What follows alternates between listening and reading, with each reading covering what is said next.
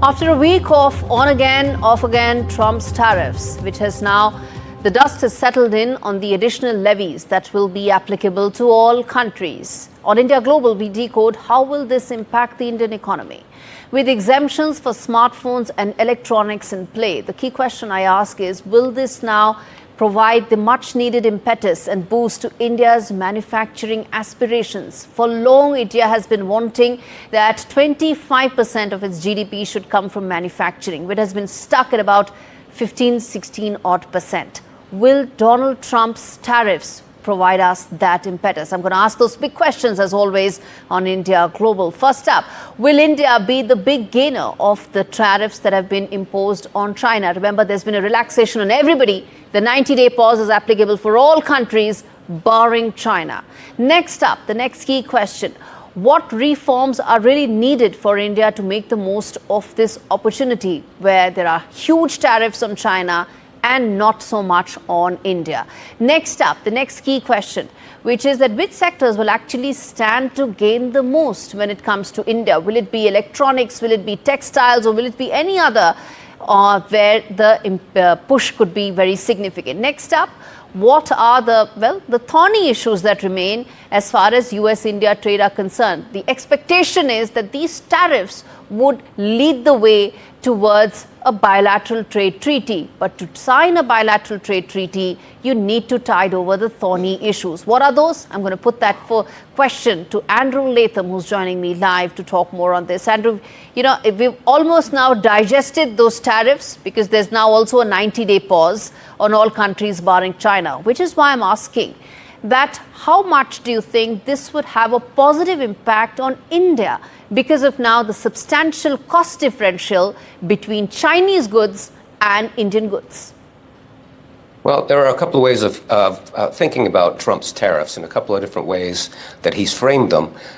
One of them is as a negotiating lever so that he can bring countries to the table and negotiate freer trade, which would, of course, be good for countries like India that have a lot to export in terms of services and goods and manufactured goods. Securing access to the American market would be very, very good for India. But Trump also wants some reciprocity there as well. He wants to make sure that American goods and services have access to India, and it wants to overcome not just the tariff barriers, but the non-tariff barriers as well. As you know, India's economy, even though we're past the 1990s and there's been a liberalization of the Indian economy, the Indian state still plays a huge role, especially in terms of protecting agriculture, Indian farmers, for example. And so there's a lot to be negotiated there. But if I'm being charitable to the Trump administration, it is threatening to use tariffs to bring other countries to the table in order to reduce everybody's tariffs. It's only one way of thinking about it. Right. Everybody's tariffs will get probably renegotiated. Some of them are already happening. Last count is 130 countries are now talking to the Trump administration. Be that as it may, on India Global, I'm first talking about India, which is that how do we stand to benefit? Because, you know, for long we've talked about headwinds, but at this stage, what I'm reading are possible tailwinds that will help us maybe in textiles, maybe in electronics. Let's pull up that graphic for electronics and smartphones as to just how much the tailwinds have right now and exist right now, specifically for the smartphone and electronics segment.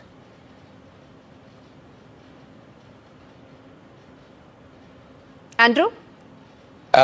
Well, again, I think there's simply India has comparative advantage with respect to certain kinds of manufactured goods. Some of them are at the low end of the value-added scale, T-shirts and textiles and things like that. Some of them are at the higher end. And to the extent that the Trump administration can, first of all, eliminate its own tariffs on India, but then encourage India to reform its internal marketplace in certain ways, it could be a win-win situation. There could be a lot more bilateral trade between India and the U.S., which could benefit both Indian and American consumers. The devil, though, always is in the details. what kind of deal will be done? And in terms of India, what kind of internal political impediments are there to liberalizing the internal marketplace in India? Because, as you know, there are a lot of political constituencies in every country, but we're talking about India today, that would rather keep foreign goods out and foreign services out. And so, we're back to a situation in which if this leverage that the Trump administration is bringing to bear can, first of all, reduce Indian tariffs, but also help India liberalize its internal marketplace. Again, I think that would be very good for Indian consumers, but it remains to be seen. All right, very quickly, we're playing some of those graphics for smartphones and electronics in general. But the other thing I want to ask you is about the low end in the value chain, which is textiles. Where do you see that having an impact? Well, it depends on what the deal is. India competes with some Southeast Asian countries with respect to textiles and things like that, also with China. So it depends on the details of whatever deal can be struck. But potentially, nobody in the U.S. makes these kinds of goods. I mean, that's just not where the American economy is, and it's not where it's ever going to be. The only real question, live question, is where is the United States going to access these goods? Where's it going to import them from? Is it going to be Cambodia or Vietnam or China or Taiwan or India? And I think there's a very good case to be made that it will be India. Let's leave it there, Andrew, on what this means for India. Bottom line, viewers, is that there are many pluses and several minuses of the changed economic scenario that India is now living in. On the plus side, I said this earlier, I'm saying this again, India's electronics exports to the US are going to be a big beneficiary. They've been on the rise. China's have been on the decline in the last 5 years to the US. And given that the PLI scheme has been most successful in the electronic space, this is where one is going to see the maximum impact of India's manufacturing capability really getting a boost. Textiles could be the other. Why?